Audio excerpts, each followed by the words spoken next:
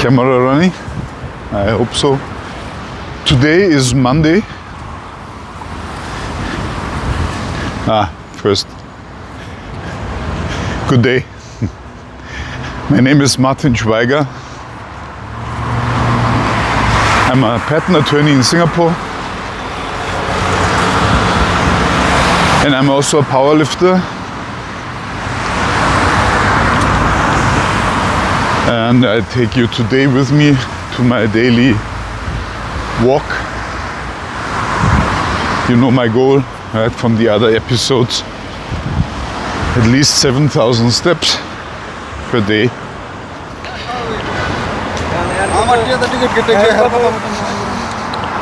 Today is Monday, 17th of March. I hope so. I don't have a calendar with me. 2025. And bear with my steps. Saturday and Sunday. Yeah, yesterday and the day before yesterday, I was very active. Each day 17,000, 18,000 steps. Quite good.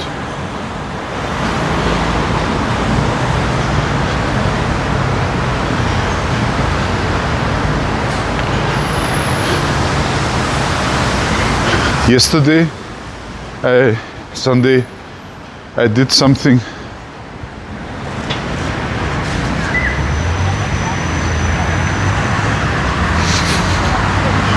for increasing my VO2 max. Important measurement, I think. And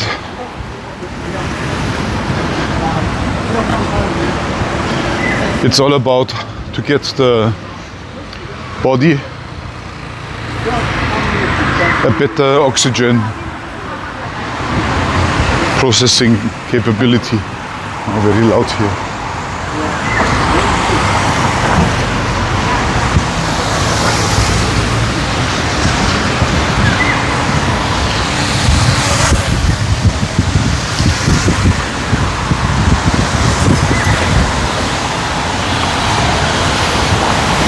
Because once your body processes oxygen better, which is done in the mitochondria, in the cells, that would improve your entire metabolism, or mine. And I had a metabolic disorder, I told you, right? So, and I cured it.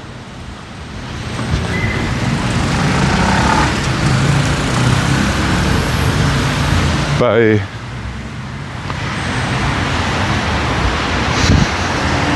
I would say mainly walking.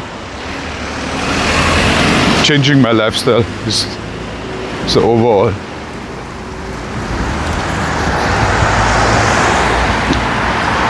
So metabolic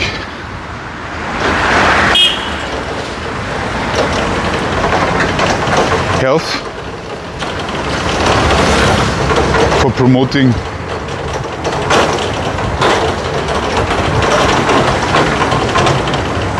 a better oxygen use in the body is mainly done by cardiovascular training.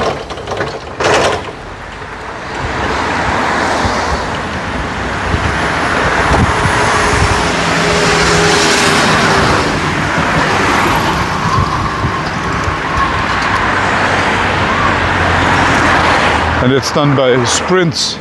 It means increase the load during a short time period, let's say 5 to 10 minutes, maybe 11 minutes. That's then exactly as long as a VO2 max test takes.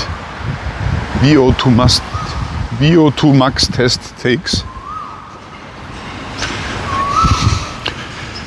and increase the heartbeat to a level slightly below feeling uncomfortable, and keeping it there and maybe even increasing it.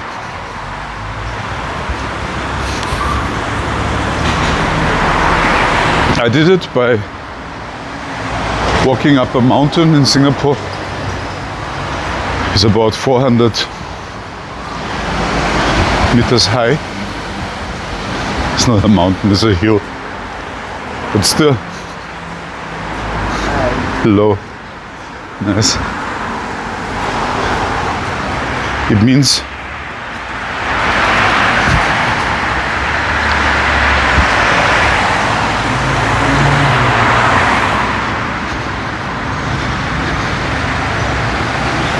for me about running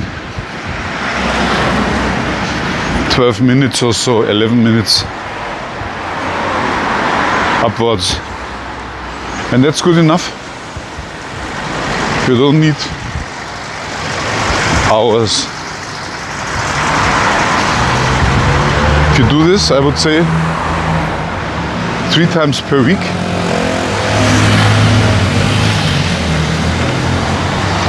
then you're good.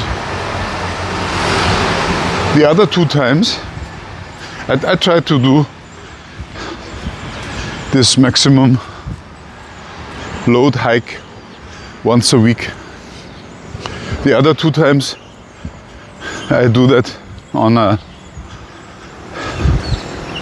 stationary bicycle in the gym, and not always 10 minutes.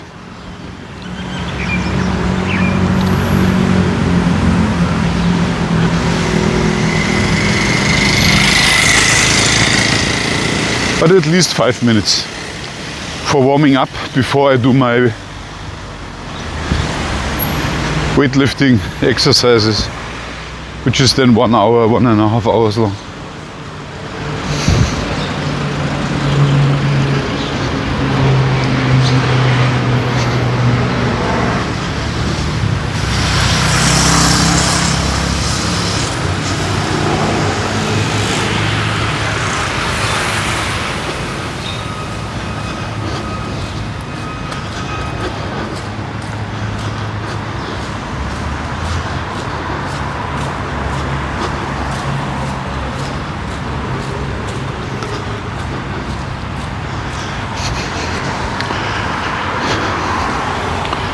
I'm doing this as part of my 24 weeks long weight loss program.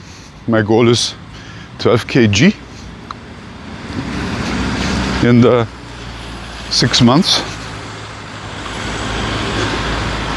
I have 1 week and 3 days behind me, and yeah, as far as I can see, I'm more or less on plan.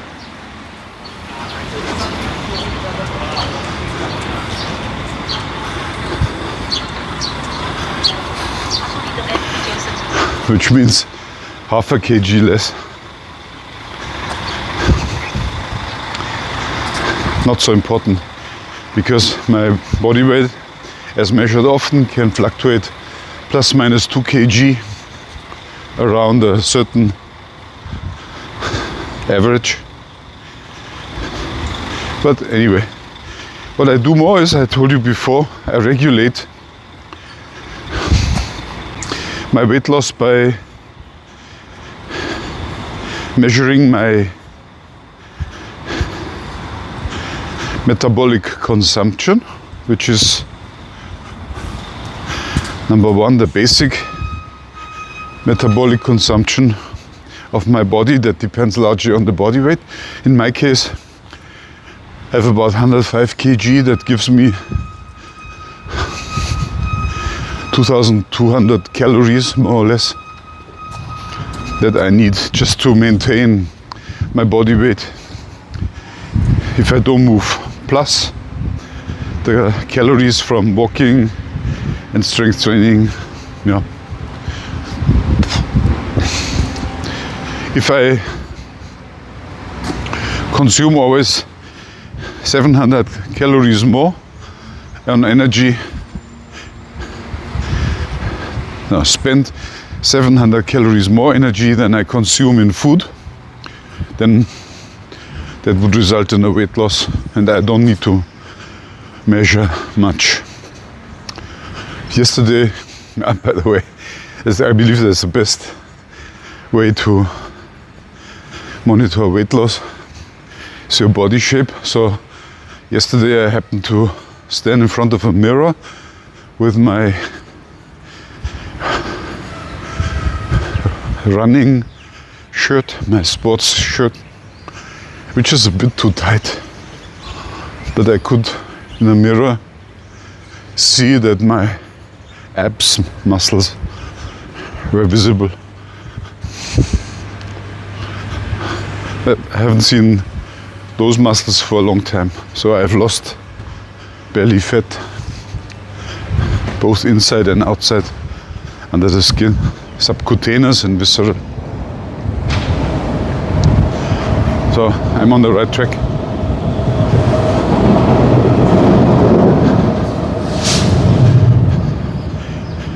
Now about cooking.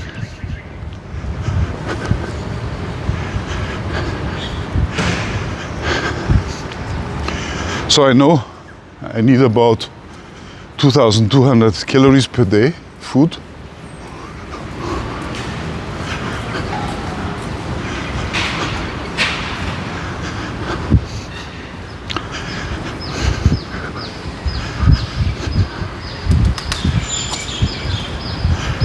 And I eat most of it as protein and fat.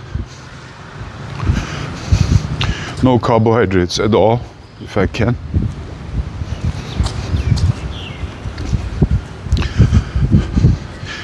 I've asked my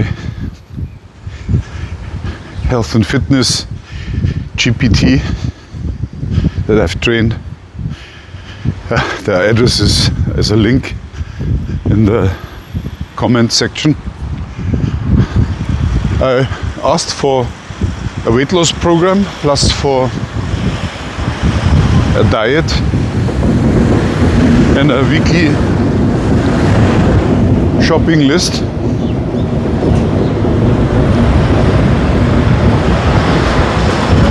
And I received one. Very nice. So if I count everything together, I need about 4 kg, 5 kg food per week. Something like 800 grams chicken, 800 grams beef, 800 grams pork, eggs, and fish, and that gives about 10 meals maybe.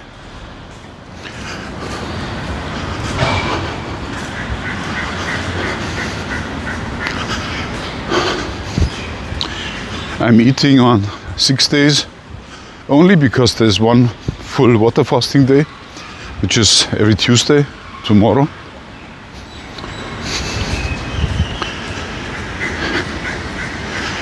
And on Wednesday I only have one meal, that's my dry fasting day, and I don't eat and drink until, I don't know, 6 p.m. or so, sometimes 8 p.m.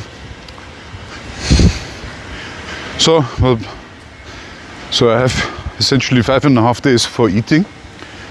Now take my 10 meals, that would give 2 meals per day, and each one with, I would say, at least 250 grams protein. I cook everything myself. I've learned how to cook. Without that it would be very difficult. But it's also not so difficult because I fry most stuff or steam. So I have a frying pan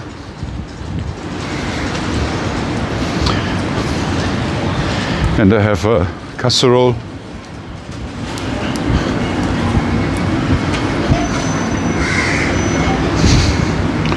And then there's also my blender. The blender is for a daily smoothie, and I just blend those things that cannot easily be eaten, like my piece of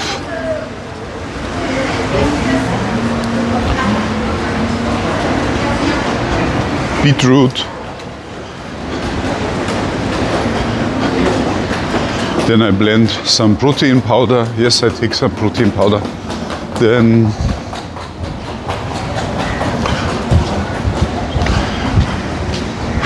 I put in turmeric, then an avocado, amla, which is those, I believe is gooseberry, the green gooseberries from India, vitamin C.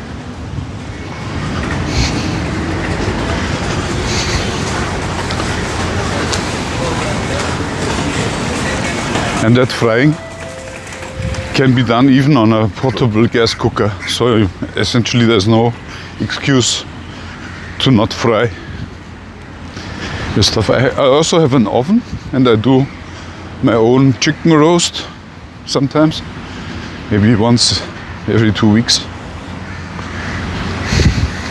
And that 1.4 kg chicken is then good enough for 4 meals or so, plus a chicken soup.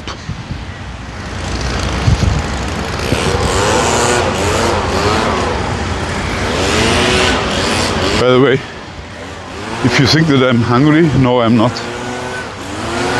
Number one, my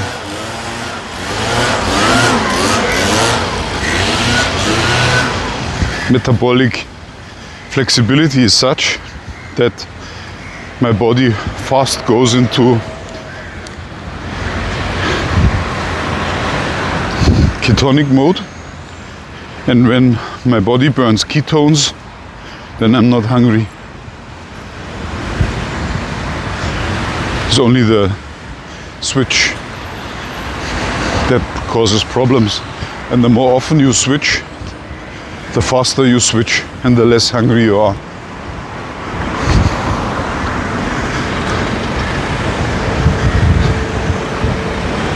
So, having said all this,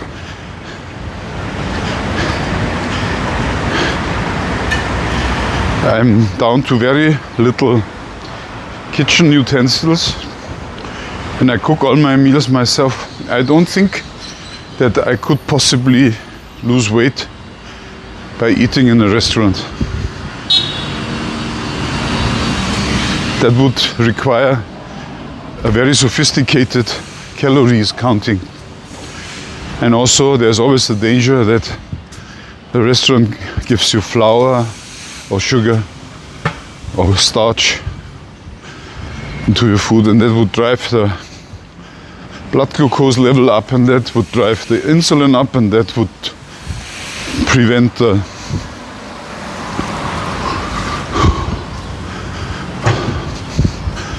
body tapping into the fat. Also, high insulin levels cause a lot of other damage, which I'm currently repairing after having been diagnosed with a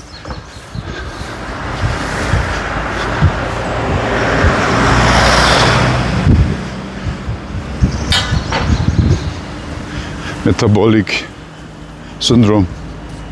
Hello? So it's all about avoiding insulin spikes. By the way, when we talk about diabetes 2, I believe that's a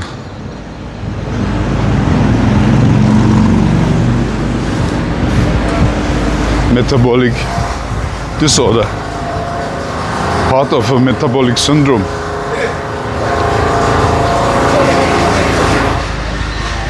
And what it causes is too much insulin in the body. And that's also what I call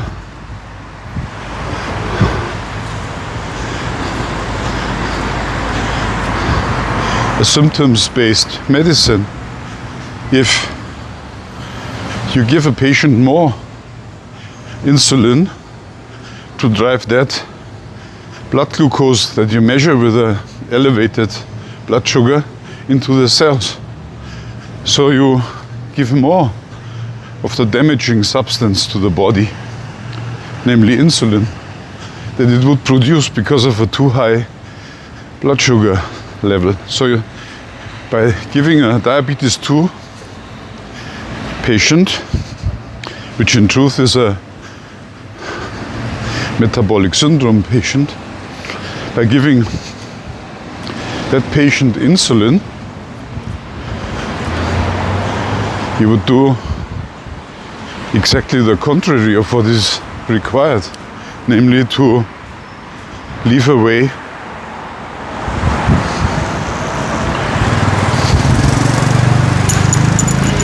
what causes the high blood sugar, which is carbohydrates and starches. That's why I was so surprised after being diagnosed with this metabolic syndrome. I saw my TCM doctor, and then he said, that is healed in no time. I said, how that? And he said, you just leave away what causes the blood sugar. And I said, okay. So, continuous blood glucose meter.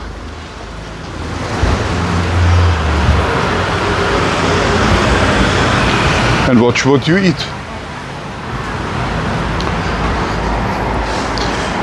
Just eat stuff that doesn't drive up the blood sugar.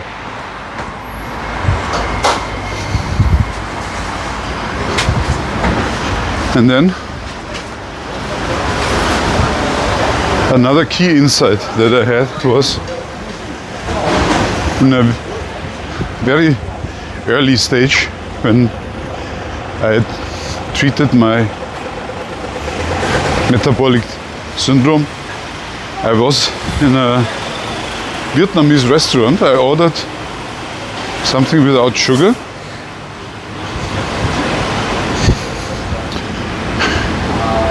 And then my blood glucose went up.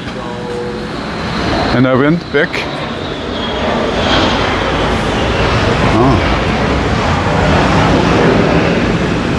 I could get a copy of a key. I take you with me to a key maker. Interesting. Hello, boss. Yes, how can I help you? Can you please? You're on TV. You are good. Yeah. Really? Can you please do a copy of a key for me? Okay. Hold on. Here. This one. Oh, it's $4. Yes, can. But I need to pay now. Okay, scan this one. Okay. Yeah.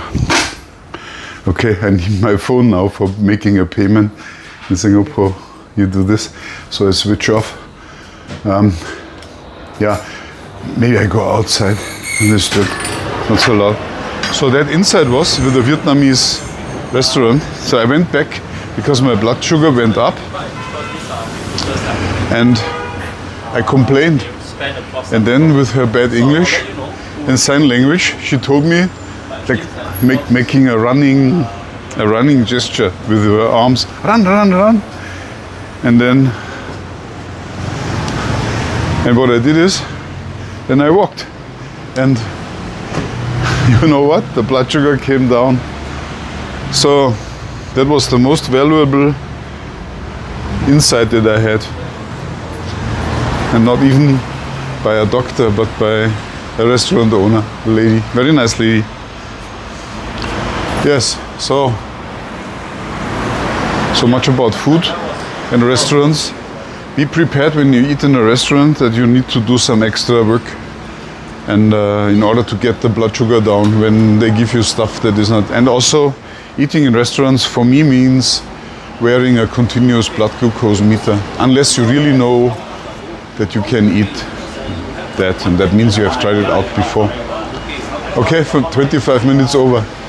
I get now my key, and then go back. Goodbye.